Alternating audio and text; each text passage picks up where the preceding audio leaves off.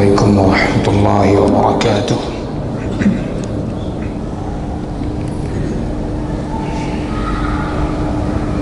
الحمد لله رب العالمين، والصلاة والسلام على أشرف المرسلين وعلى آله وصحبه أجمعين. اللهم لا علم لنا إلا ما علمتنا إنك أنت العليم الحكيم. ربنا زدنا علما وارزقنا فهما.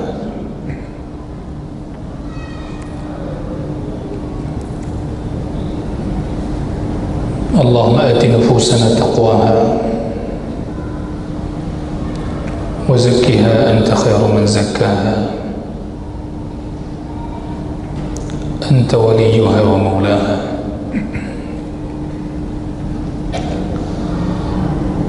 Hadirin jamaah Masjid Baitur Rahman yang saya muliakan,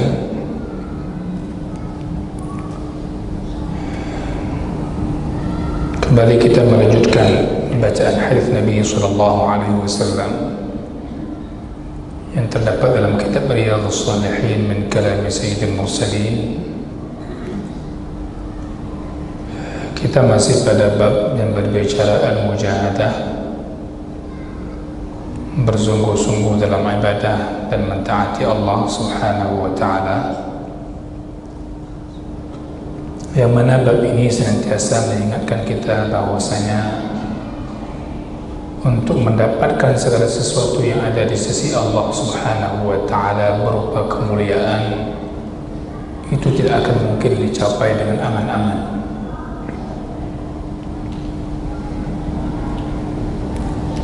Akan tetapi sesuatu yang Allah Subhanahu wa ta'ala telah janjikan, itu mesti dicapai dengan penuh pengorbanan dan usaha yang sungguh-sungguh. Maka pada hadis yang sedang kita membacanya pertemuan yang lalu, yaitu bahwasanya Rasulullah sallallahu alaihi wasallam mengatakan, hujibatin naru bisyahawat wa hujibatil jannatu bil makarih. Hadis muttafaqun alaih. Wa fi riwayat li Muslim huffat, badal daripada hujibat, artinya bainahu wa bainaha hadzal hijab, fa idza fa'alahu dakhalaha. Nabi sallallahu alaihi wasallam mengatakan bahwasanya neraka itu dikelilingi dengan syahwat.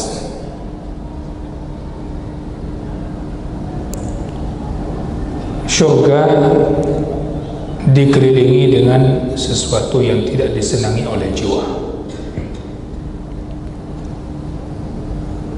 Atau bahasa lainnya, syurga itu hijabnya itu adalah sesuatu yang tidak disenangi oleh jiwa.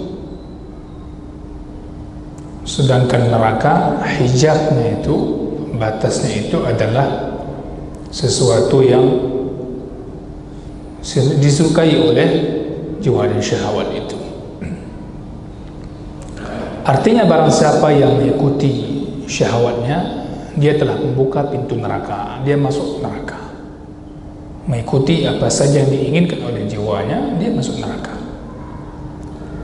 Adapun syurga, barang siapa yang dia terus bertahan dengan segala kesusahan untuk memasukinya, dia berusaha bersungguh-sungguh, bersabar di atasnya, maka dia mendapatkan syurganya. Hadirin yang saya muliakan, hadis ini merupakan petunjuk Nabi sallallahu alaihi wasallam. Hadis ini merupakan arahan-arahan baginda alaihi salatu wassalam. Maka barang siapa yang memperhatikannya dengan baik, hadis ini akan menjadi motivasi bagi dia dan pengingat untuk dia.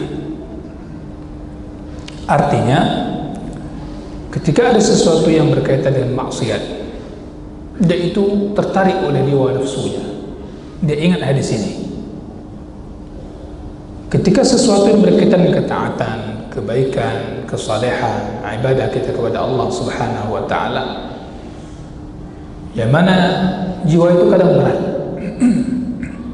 Ingat akan hadis ini. Oleh karenanya kita perhatikan dalam kehidupan, perkara surga yang kadang begitu mudah, namun berat bagi jiwa. Pengajian di tempat ibadah, misalnya bahkan ada makan gratis lagi, minum gratis, berat juga. Tapi untuk sebuah maksiat kadang rela untuk berbayar, walaupun harus ditempuh perjalanan yang jauh. Oleh karenanya mesti kita ingat di depan seorang muslim banyak sekali kesempatan-kesempatan yang Allah Subhanahu wa taala berikan. Banyak sekali lapangan-lapangan yang Allah Subhanahu wa taala hamparkan di depan kita. Namun di depan semua itu tidak ada jalan yang ketiga, yang ada cuma dua jalan. Yang satu jalan syurga, yang satu lagi jalan menuju neraka. Maka kalau neraka, an-nar dikatakan neraka, api, ujungnya adalah kerugian, al-khusran. Adapun dengan surga, maka ujungnya dia akan mendapatkan kenikmatan dan kemenangan serta keabadian dengan segala kenikmatan. Maka kita perhatikan baginda alaihi salatu wassalam, beliau menyebutkan bahwasanya syurga itu dihijab, dikelilingi segala pintu-pintunya itu dengan sesuatu yang tidak menyenangkan bagi jiwa. Ya. Jadi kita tidak akan sampai bisa memasuki syurga itu kecuali dengan melewati segala hal-hal yang tidak menyenangkan tadi. Ya. Tidak akan sampai kepada syurga yang Allah Subhanahu wa taala telah hijabi dia, telah Allah tutup dia, kelilingi dia, kecuali kita harus bisa memasuki dan melewati hal-hal yang tidak menyenangkan tersebut. Maka saya sering sampaikan dulu, Shiratal Mustaqim yang kita minta kepada Allah Subhanahu wa taala dalam setiap salat kita, itu bukan jalan lurus yang bermakna mulus. Tapi Shiratal Mustaqim itu jalan lurus namun penuh dengan berbagai hambatan dan tantangan. Maka jalan takwa itu ibarat orang yang berjalan di atas sebuah jalan namun banyak durinya, orang penuh kehati-hatian.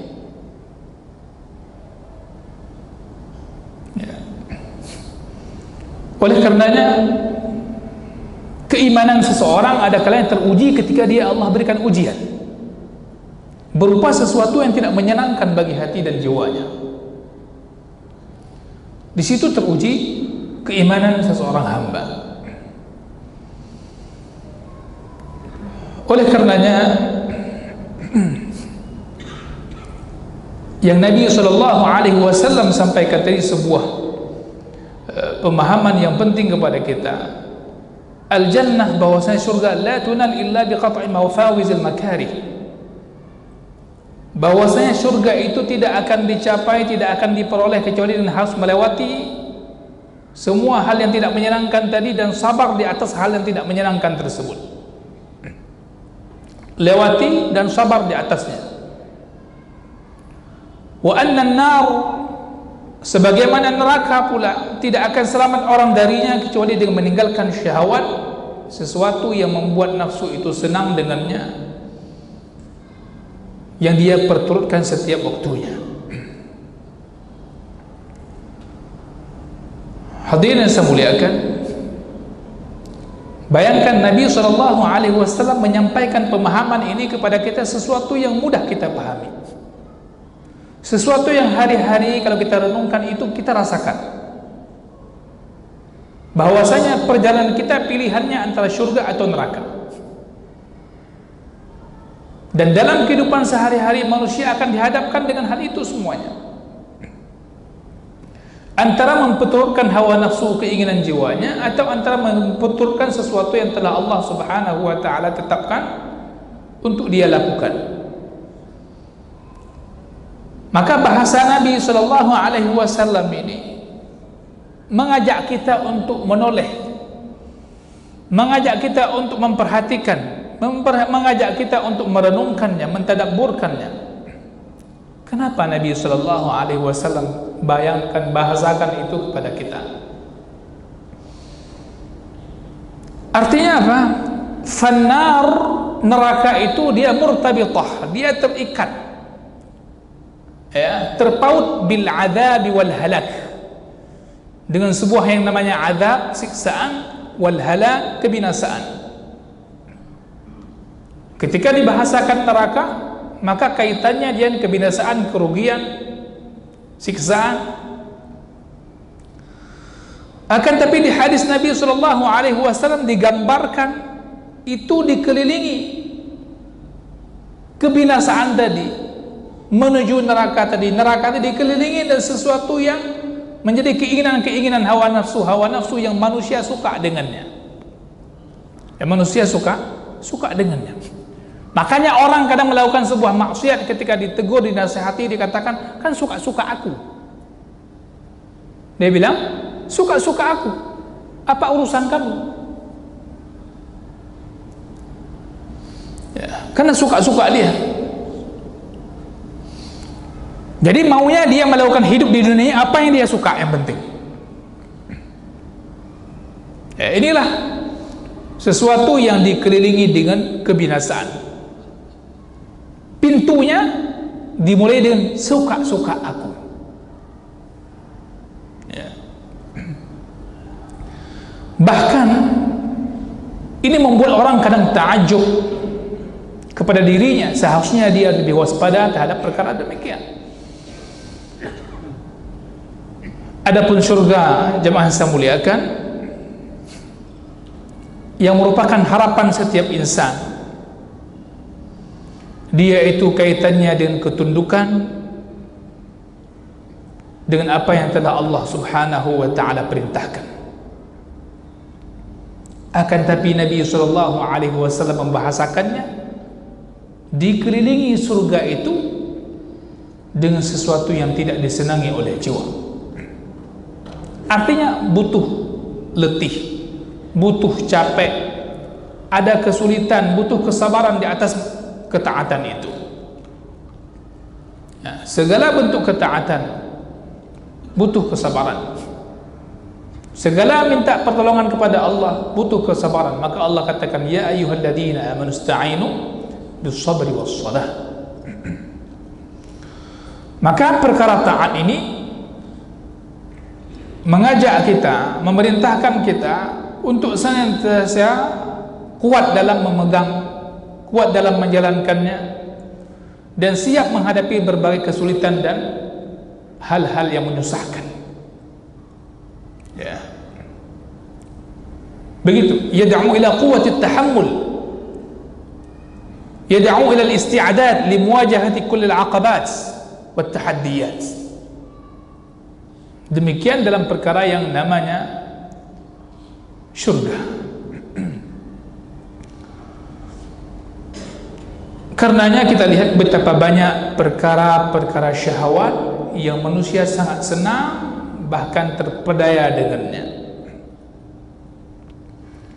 Ya.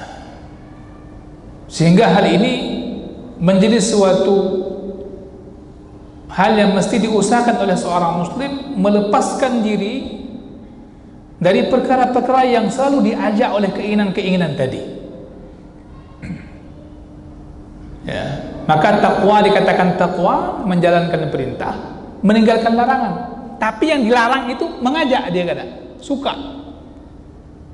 Ajakan-ajakan kepada yang dilarang bahkan begitu banyak. Terlebih kita hidup di zaman fitnah hari ini, zaman akhir zaman, banyak sekali ajakan-ajakan yang kepada larangan itu kadang begitu mudah. Ya. Hadirin yang saya muliakan, oleh karenanya perlu kita lihat bahwasanya manusia ini terhiasi dengan syahwat yang kadang syahwat ini memang menghinakan, madmumah.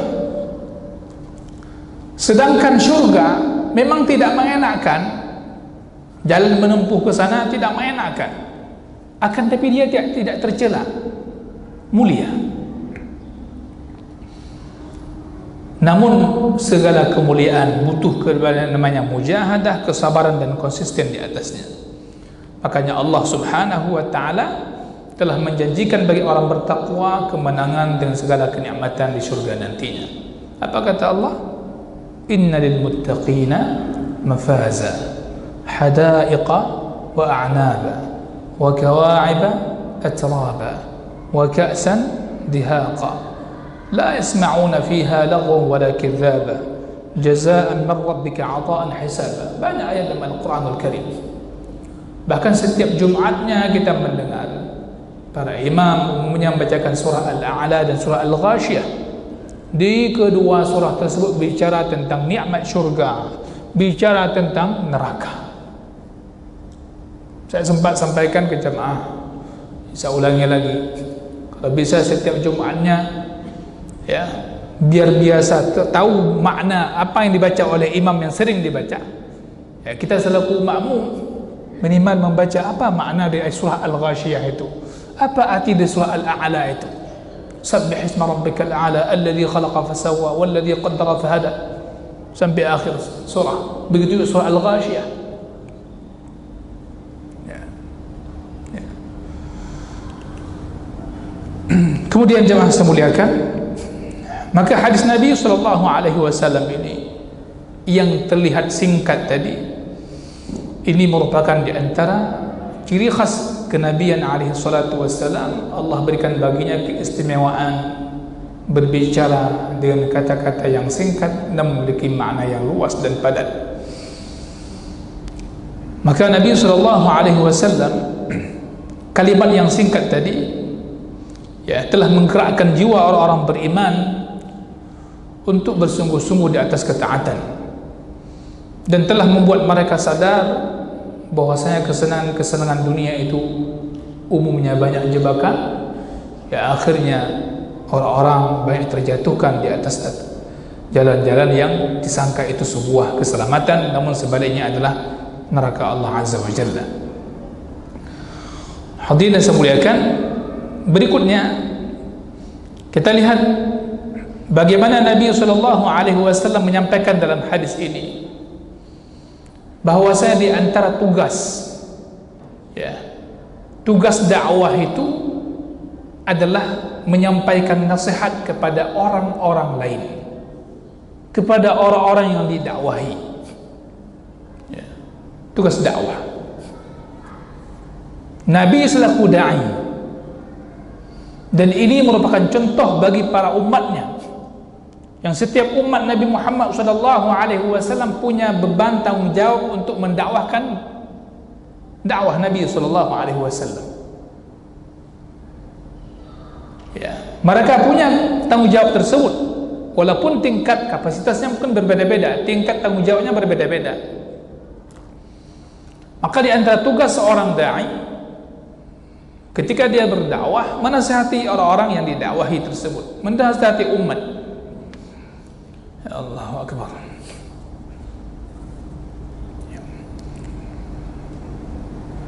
Hari ini tugas para da'i ketika tidak dibantu oleh para mad'um, oleh para jamaah semua yang hadir pengajian, hadir salat, maka dakwah itu terkesannya hanya di masjid. Maaf, saya harus menyampaikan sepertinya. Kita suasana macet di Cunda itu, Pak, saya nggak tahu acara apa dan saya belum pernah ke sana. Sepertinya sudah menjadi rutinitas setiap maghrib dan hal biasa, duduk santai, yang parkir mobil di situ, menghormati waktu maghrib. Begitu caranya, menghormati waktu maghrib. Maka yang pertama Allah tanyakan tanggungjawab kepada orang yang melaksanakannya, yang mengadakan acara tersebut. Siapkan jawaban itu kalau kita siap menjawab kalau Allah tanyakan. Hadirin yang saya muliakan,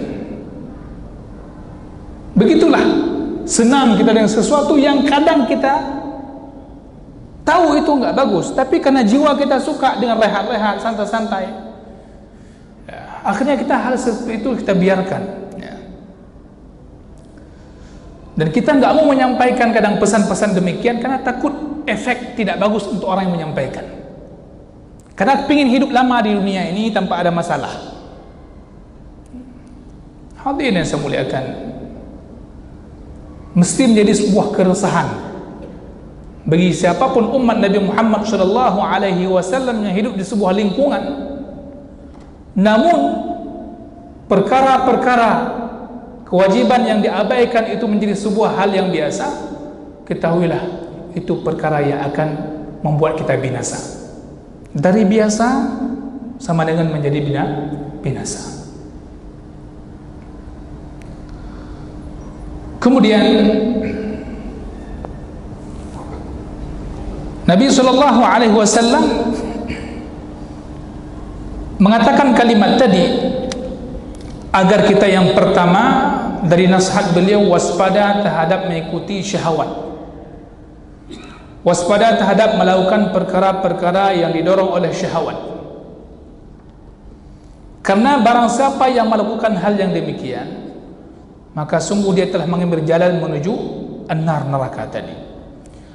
Wa amma man arada al-jannah, barang siapa yang menginginkan syurga maka dia mesti melakukan perkara-perkara yang tidak disenangi oleh jiwa dan bersabar di atasnya walaupun itu berat bagi jiwa. Oleh karenanya lah Nabi SAW ingatkan kita akan demikian, bahwasanya perkara syurga nilainya itu mahal, nilainya mahal. Barang dagangan Allah itu mahal. Apa Nabi SAW sampaikan? Ala inna sil'atallahi ghaliyah, ala inna sil'atallahi al-jannah. Ya, maka Ibnu Hajar rahimahullah ta'ala mengomentari hadis yang tadi kita sampaikan. Seseorang tidak akan sampai dia ke syurga kecuali dengan harus melewati, mengarungi hal-hal yang menyulitkan dia. Dan seseorang tidak akan sampai kepada neraka melainkan karena dia mengikuti syahwat-syahwatnya. Ya. Maka barang siapa yang merusak ataupun barang siapa yang dia membuka pintu syahwat tadi, maka dia masuk ke dalamnya dengan begitu mudah. Hadirin yang saya muliakan, inilah Nabi SAW imamud du'at. Beliau dikatakan imam, pemimpinnya para da'i. Nabi SAW teladannya para da'i. Maka beliau sangat tahu tentang apa yang harus didakwahi kepada umatnya. Maka konsep dakwah Nabi SAW tidak pernah keluar daripada sesuatu yang bermanfaat disampaikan kepada umatnya.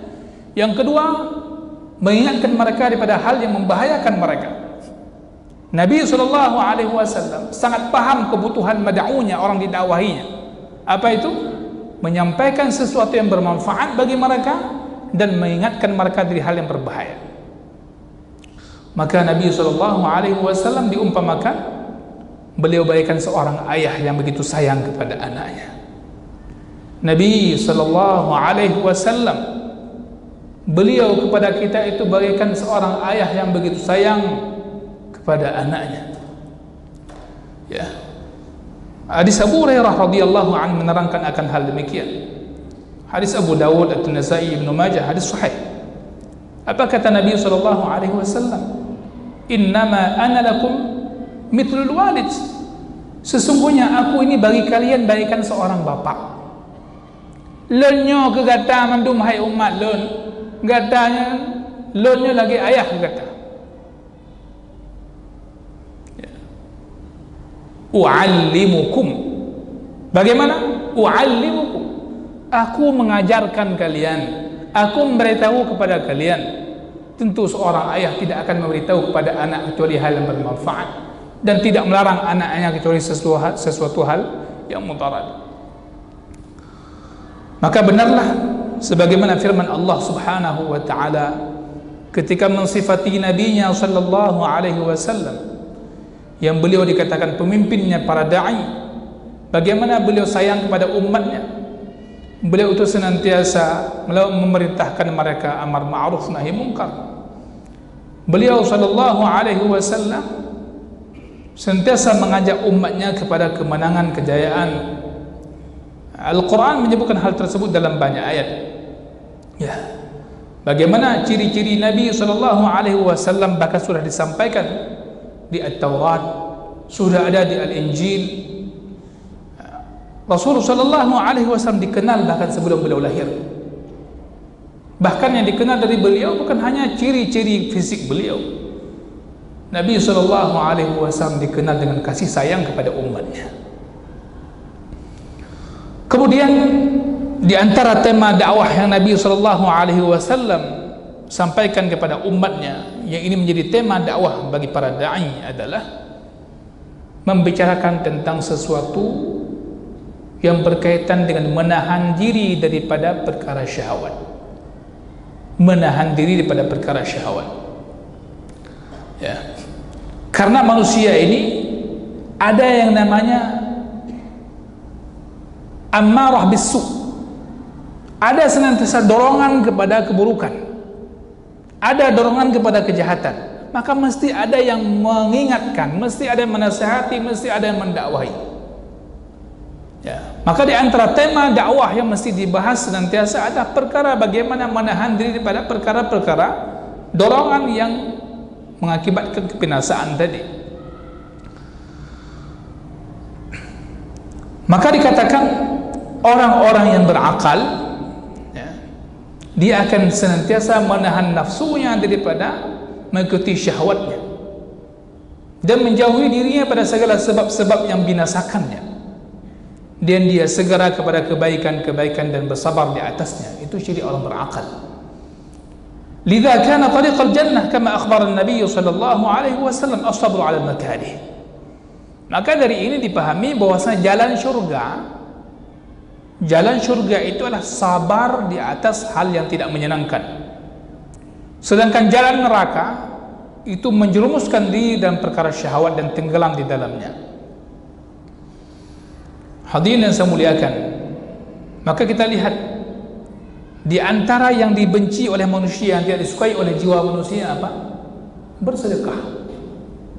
Ini sebagaimana disebutkan oleh Ibnu Hubairah ketika Nabi sallallahu alaihi wasallam mengatakan huffatil jannah, syurga itu dikelilingi dengan hal yang tidak menyenangkan. Di antara hal yang tidak disenangi oleh jiwa manusia adalah dia mengeluarkan harta untuk bersedekah. Tangannya mengambil harta untuk menyedekahkan di jalan kebaikan. Itu hal yang tidak disukai oleh manusia. Ya. Maka di hadis yang lain Nabi katakan apa? As-sadaqatu burhan. Sedekah itu bukti nyata keimanan. Sedekah itu bukti nyata keimanan. Kemudian di antara hal yang tidak disukai oleh manusia apa? Mereka untuk berjihad di jalan Allah Subhanahu wa taala. Maka di masa turun ayat Al-Quran, ketika itu di antara hal yang membedakan mukmin dengan munafik, di antaranya ketika turun perintah jihad.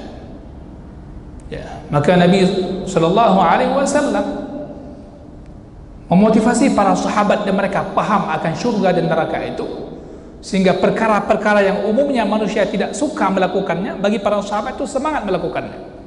Bagaimana, coba lihat bagaimana para sahabat menjadi mengikuti Nabi ketika Nabi sampaikan sesuatu yang manusia umumnya tidak menyukainya, tapi mereka semangat melakukannya. Perubahan seperti apa? Hadisnya sama. Yang Nabi dulu sampaikan kepada mereka para sahabat, di antara nikmat yang abadi Allah berikan kepada kita hari ini juga hadis ini. Tapi bagaimana perubahan yang ada pada jiwa para sahabat Nabi sallallahu alaihi wasallam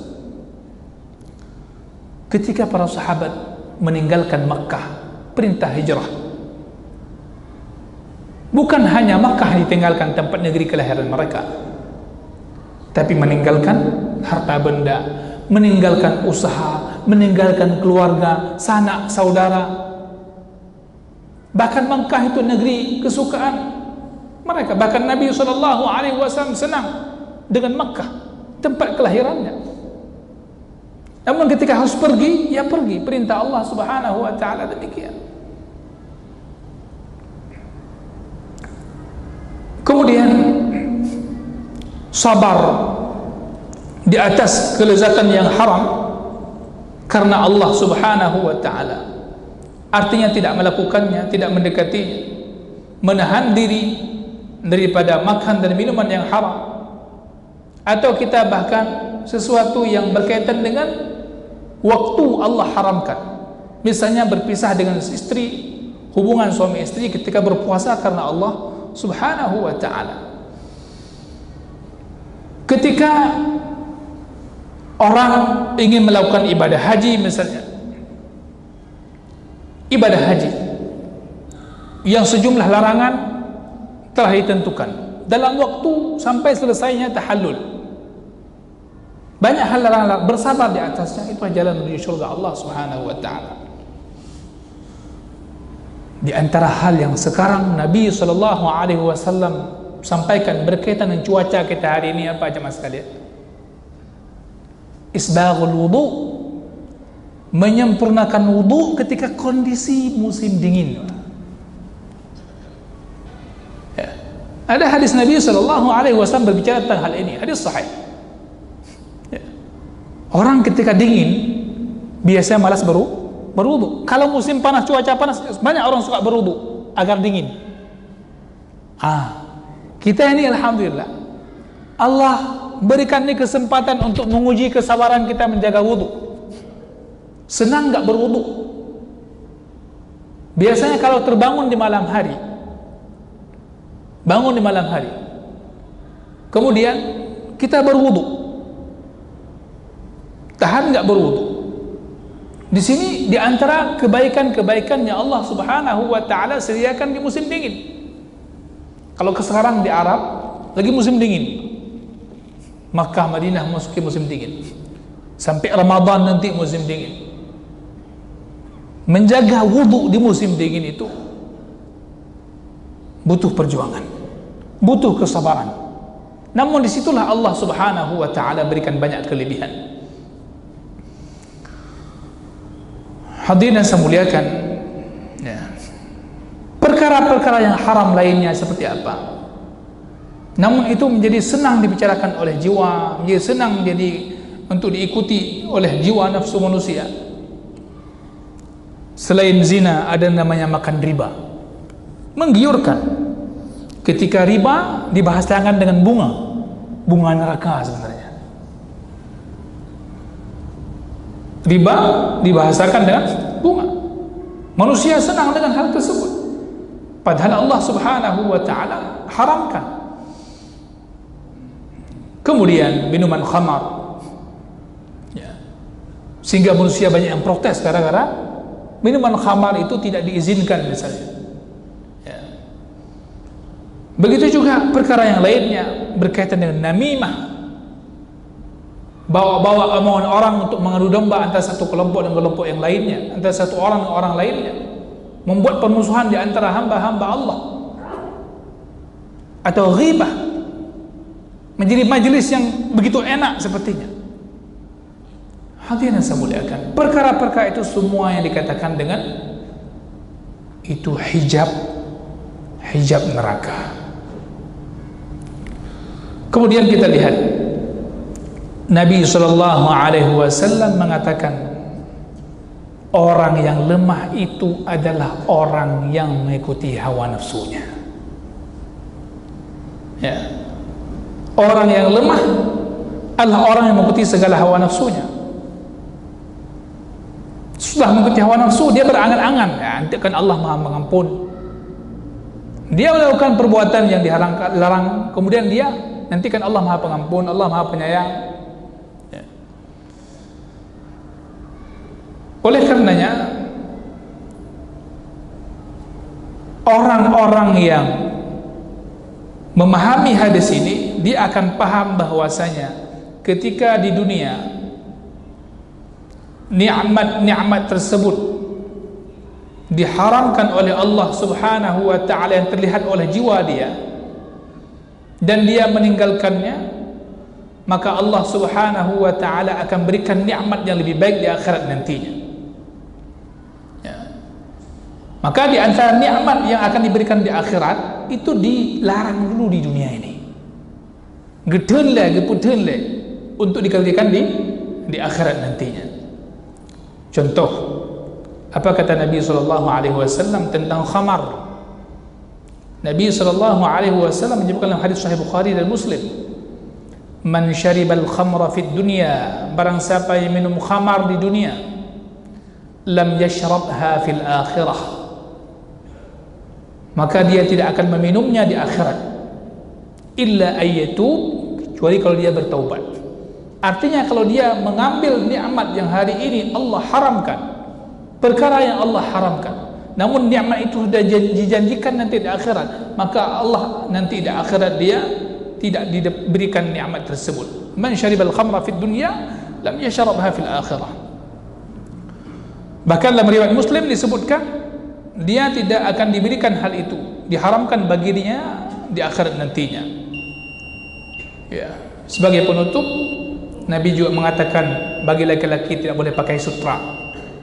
Barang siapa yang memakai sutra di dunia, maka dia tidak akan memakainya di akhirat. Barang siapa yang umat yang memakai emas di dunia bagi laki-laki dan mati dia, maka di akhirat diharamkan baginya nikmat tersebut. Banyak hadis-hadis lainnya.